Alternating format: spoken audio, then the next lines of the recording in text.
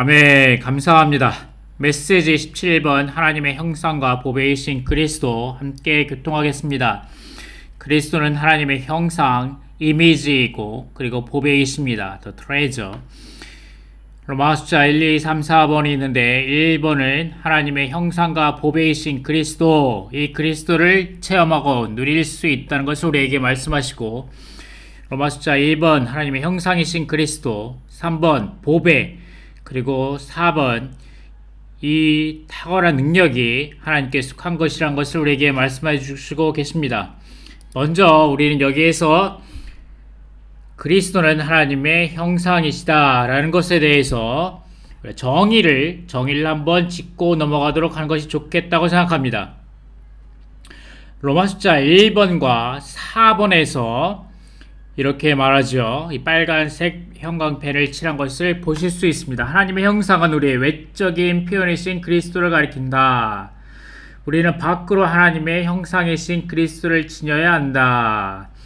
그리고 로마서 4번의 D번, 밖으로는 하나님의 형상 곧 3일 하나님의 표현이신 그리스도를 지니고, 그 다음에 마지막 F1, 우리는 그리스도를 내재적으로 보배로, 외적으로는 형상으로 체험하고 누려야 한다 라고 이렇게 말하면서 외적, 밖으로 지니고 있다, 외적으로 라고 이렇게 형상에 대해서 이렇게 말하기 때문에 그러시지는 않겠지만, 형제자매님들은 다 그러시지는 않겠지만, 우리가 이 형상이라고, 그리스도의 형상이라는 말을 대할 때 마치 마네킹과 같이 어떤 그리스도의 형상이 어떤 바깥으로 직접적으로 나타나서 표현되는, 딱 보고 그리스도 바깥에 눈, 코, 입과 키가 얼마나 되고, 또 어떻게 보면 이렇게 이런 것들,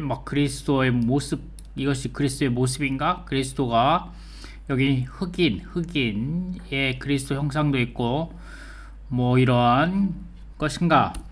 그리스도의 형상이란 도대체 무엇인가에 대해서 약간 오해하시거나 약간 주의 회복 안에 얼마 은혜 받고 들어오신 지 얼마 안 되신 분들은 이런 메시지를 대할 때 바깥으로 외적으로 나타난 것이라 생각할 때 어떤 것일까 하고 많이 궁금하실 수 있는데, 골로새서 1장 15절, 이 아들은 보이지 않는 하나님의 형상이시며 라고 말씀하시는데, 이 각주가 얘기했습니다. 각주가 골로새서 1장 15절의 각주, 이 아들은 보이지 않는 하나님의 형상, 하나님의 형상에 대한 각주가 여기에 있는데, 하나님은 보이지 않는 분이시다. 그렇죠? 하나님은 보이지 않는 분이신데, 그러나 하나님께서 사랑하시는 아들, 곧 하나님의 영광의 광채이시고 하나님의 실질의 표현이신 아들은 하나님의 형상으로서,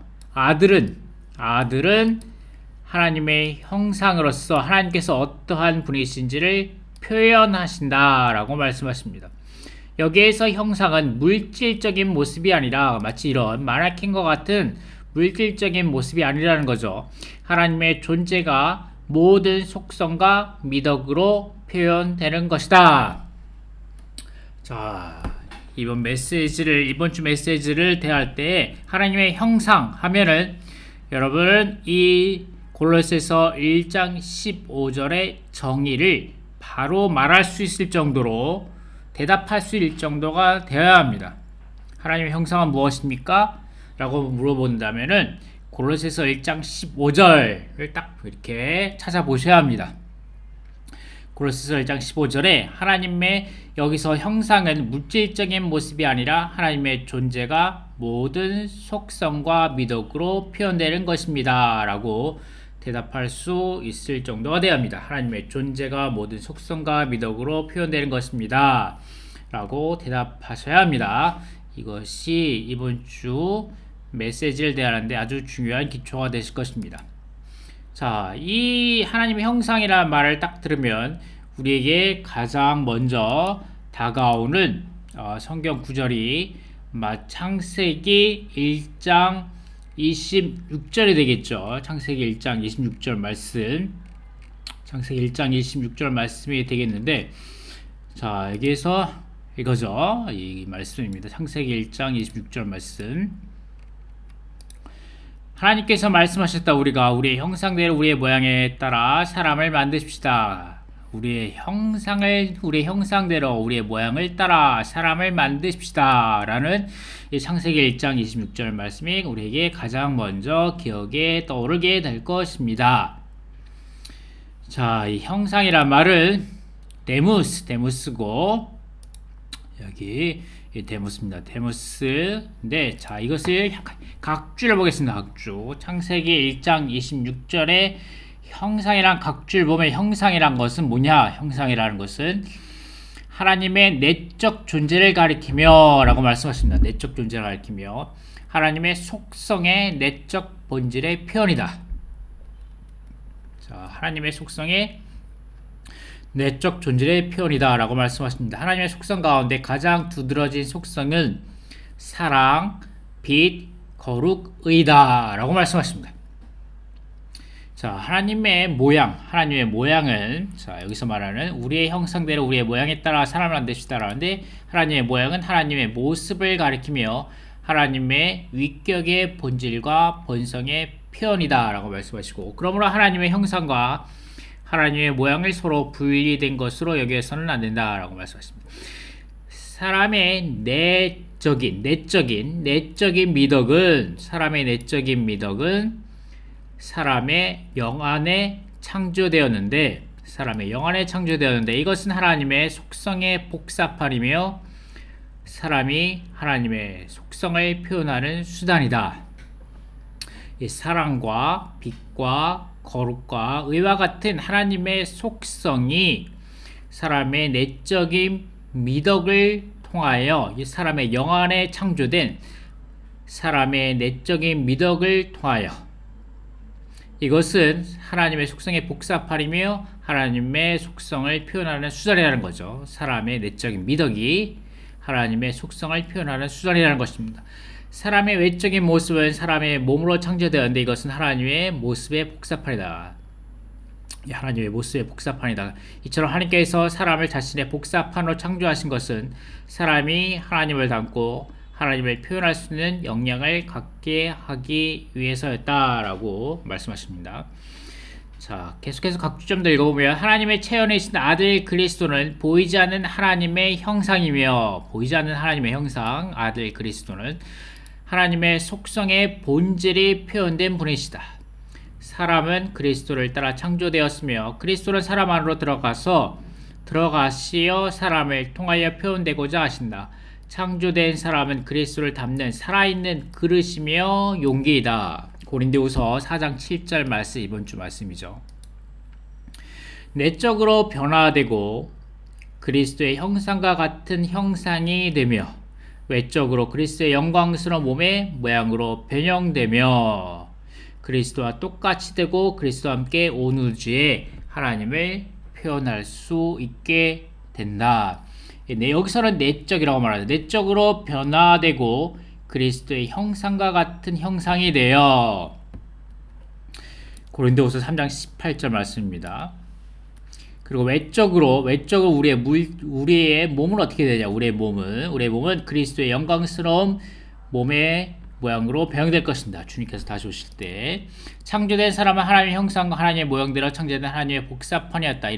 그러나 사람은 하나님의 실제나 하나님의 생명을 가지고 있지 않았다. 그러므로 사람은 여전히 생명나무를 먹음으로써 자신이 생명이 되시는 하나님을 받아들일 필요가 있다. 이렇게 할 때 사람은 하나님의 실제를 갖고 하나님을 표현할 수 있다. 우리는 하나님을 표현하기 위해서는 하나님의 생명나무를 먹어야 된다는 거죠. 우리가 지난주에 말씀과 같이 우리는 먹고 마심으로 하나님을 표현할 수 있습니다. 그래서 창세기 1장 26절의 각주의 말씀을 보았고, 이제 신약의 결론 메시지 61번 그리스도, 그분의 속성들과 미덕들이라는 부분을 좀 살펴보도록 하겠습니다. 자, 이번 메시지에서 우리는 그리스도의 속성들과 미덕들을 살펴보기 시작할 것이다. 우리는 하나님에 관해서는 속성들이라는 단어를 사용하고 사람과 관련해서는 미덕들이라는 단어를 사용한다라고 여기에서 이렇게 말씀하십니다. 조금만 다시 보면 골로새서 1장 15절에서는 하나님의 존재가 모든 속성과 미덕으로 표현되는 것이다 라고 말하는데, 이 하나님의 형상은 창세기 1장 26각조 하나님의 형상은 하나님의 내적 존재를 가리키며 하나님의 속성의 내적 본질의 표현이다 라고 말씀하시고, 이 속성은 가장 두드러진 속성은 사랑과 빛과 거룩함과 의라고 말씀하십니다. 그리고 사람의 내적인 미덕은 하나님의 속성을 표현하는 수단이라고 말씀하시고, 여기에서는 신약의 결론 메시지 61번에서는 하나님과 관련해서는 속성들이라는 단어를 사용하고 사람과 관련해서는 미덕들이라는 단어를 사용한다라고 말씀하십니다. 주 예수님의 신성한 속성들을 지닌 신성한 본성과 인간 미덕들을 지닌 사람의 본성을 모두 소유하고 계신다. 그러니까 주 예수님은 신성한 속성들을 지닌 신성한 본성, 이것과 인간 미덕들을 지닌 사람 본성, 이 두 가지를 모두 소유하고 계십니다. 신성한 속성들은 하나님의 존재와 하나님께서 소유하신 것과 관련된다.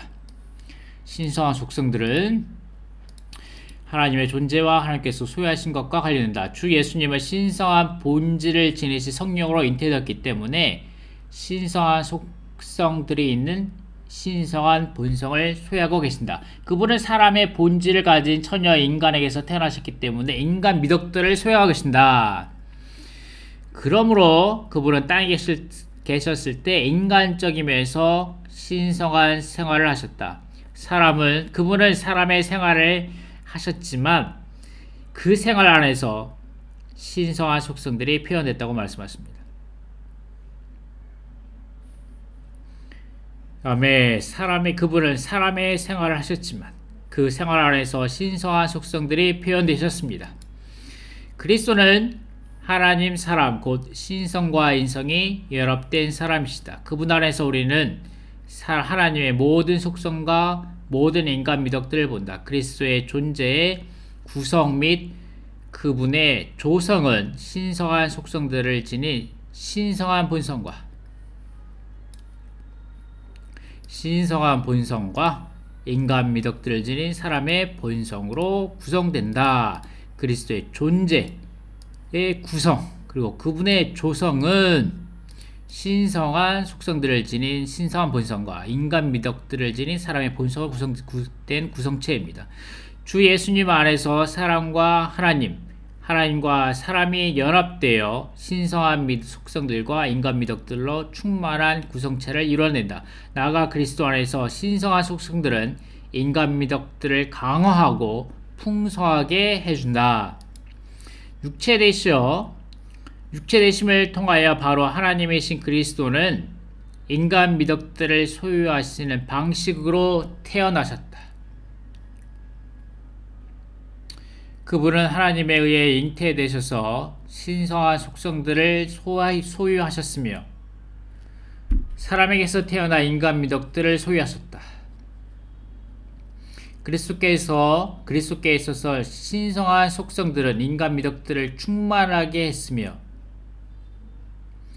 인간 미덕들은 신성한 속성들을 담았다. 그리스도 안에서 신성한 속성들과 인간 미덕들은 하나이다.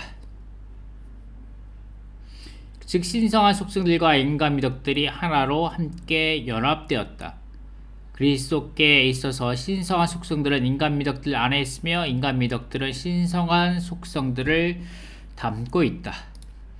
그러므로 신성한 본성과 사람의 본성을 소유하신 그분은 이 땅에서 사람의 미덕들 안에서 하나님의 속성들을 표현하는 그러한 삶을 사셨다. 이러한 삶을 사셨다. 이분이 이러한 삶을 사셨다. 삶에서 표현하는 그러한 삶, 이것이 곧 하나님의 형상이라는 겁니다. 하나님의 형상, 오늘날 우리 안에 계시는 그리스도는 여전히 신성한 속성들 안에 의해 강화되고 풍성하게 된 인간 미덕들을 소유한 분이시다. 우리 안으로 분배되고 계시는 그리스도는 신성한 속성들을 지닌 신성한 본성과 인간 미덕들을 지닌 사람의 본성으로 구성된 분이시다. 아멘. 오늘 우리 안에 사시는 그리스도는, 우리 안으로 분배되고 계시는 그리스도는 신성한 본성과 신성한 속성들을 가진 신성한 본성과 인간 미덕들을 지닌 사람의 본성으로 구성된 이분, 아멘. 이분이 우리 안에 계시기 때문에 우리가 이분을 그 영과 생명으로 누린다면 우리에게는, 아멘, 그리스도의 형상이 있게 되는 것입니다.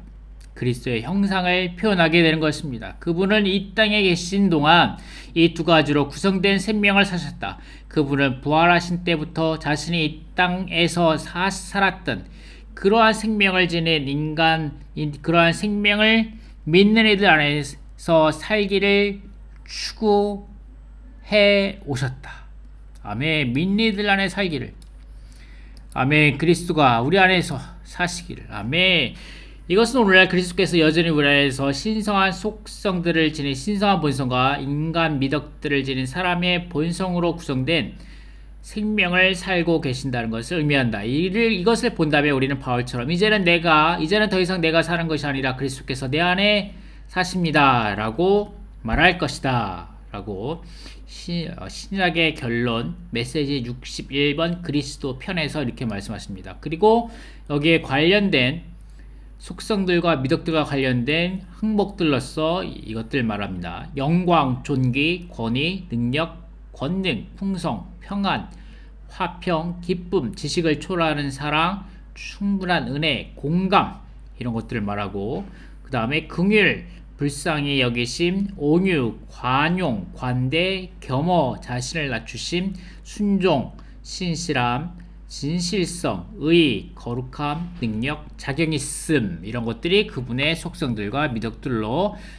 신약의 결론에서 우리에게 말씀해 주시고 계십니다. 자, 여기에서 이제 이번 주 말씀을 전하신 동역자 선생님께서 이 하나님의 형상을 설명하신 부분을 좀 더 보도록 하겠습니다. 요한복음 1장 18절, 일찍이 하나님을 본 사람이 없었으나 아버지의 품속에 계시는 독생자이신 그분께서 하나님을 나타내 보이셨다. 성경은 하나님께서 사랑이시라고 말한다. 이 사랑은 어떤 모습인가? 어떻게 사랑을 볼 수 있는가? 우리는 주 예수님, 곧 하나님을 나타내 보이시고 정의하시고 표현하시는 분을 주목해야 한다. 아멘 라고 말씀하시면서 네 가지 예를 들어주셨는데, 사복음서 곳곳에서 우리는 하나님의 나타남과 표현이신 예수님을 본다. 요한복음 8장에 나오는 가늠하다가 붙잡힌 여인의 이야기를 생각해보라. 율법학자들과 바리새인들은 이 여인을 유죄 판결했다. 그러나 그 여인에 대한 주님의 태도는 그들과 달랐다. 주님은 몸을 굽히시어 손가락으로 땅에 글을 쓰신 후에 그들에게 말씀하셨다. 여러분 중에 죄 없는 사람이 먼저 그 여인에게 돌을 던지십시오. 그러자 그 여인을 유죄 판결했던 이들이 나이 많은 사람부터 시작하여 하나씩 물러갔다. 그런 다음 주님께서 그 여인에게 말씀하셨다. 여인이여, 그들이 어디 있습니까?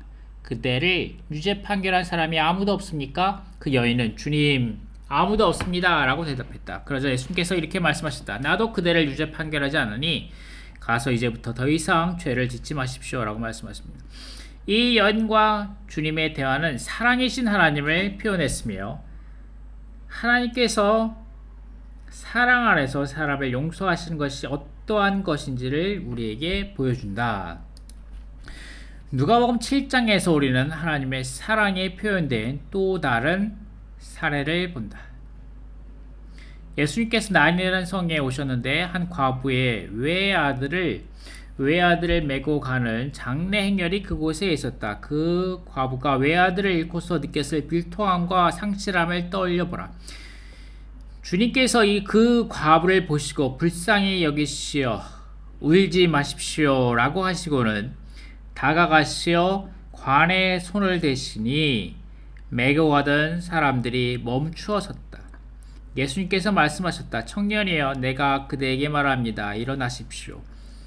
그러자 죽은 사람이 일어나 앉아 말하기 시작하였다. 예수님께서 그를 어머니에게 돌려주시니 이렇게 주님은 그 가족에게 그분의 부활 생명을 나타내셨다. 이것은 사랑이신 하나님이 표현되실 것이다. 마가복음 10장에서는 어린아이들에 대한 예수님의 태도에서 하나님의 사랑이 표현된 것을 보인다. 사람들이 어린아이들을 예수님께 들어와 어루만져 주시기를 바라했으나 제자들은 그들을 꾸짖었다. 예수님께서 그것을 보시고 분개하시며 말씀하셨다. 어린 아이들이 나에게 오는 것을 허락하고 막지 마십시오. 왜냐하면 하나님의 왕국이 이와 같은 사람들의 것이기 때문입니다. 그러시고 예수님은 아이들을 팔에 안으시고 안수하시며 마음껏 축복하셨다. 어린아이들이 주님께 온 것을 제자들이 막고자 했기 때문에 그분께서 분개하신 것을 주목해보라. 어린 사람들이 하나님께 오는 것을 우리가 막을 때 우리에 대한 하나님의 태도는 이와 같다. 따라서 마가복음 10장은 하나님의 사랑이 표현된 또 다른 사례를 묘사하는데 이번에는 예수님께서 어린아이들을 받아들이시고 축복하신 것에서 그 사랑이 표현되었다. 요한복음 2장에서 우리는 예수님께서 하나님의 열정과 의로우심을 표현하신 사례를 본다. 예수님께서 성전에 다가가 성전에 경배가 가득하기보다는 상업적인 활동이 가득한 것을 발견하셨다.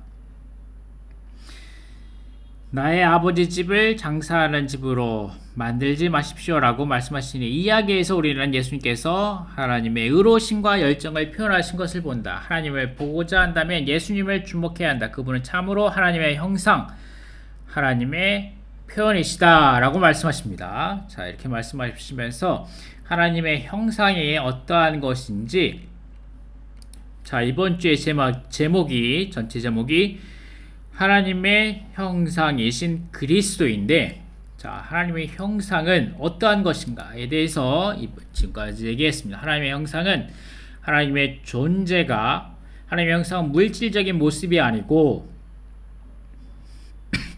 하나님의 존재가 모든 속성과 미덕으로 표현되는 것입니다. 하나님의 존재가 모든 속성과 미덕으로 표현되는 것입니다. 이것이 하나님의 형상입니다. 하나님의 형상은 하나님의 내적 존재를 가리키며 하나님의 속성의 본질, 내적 본질의 표현입니다. 하나님의 내적 존재를 가리키며 하나님의 속성의 내적 본질의 표현입니다.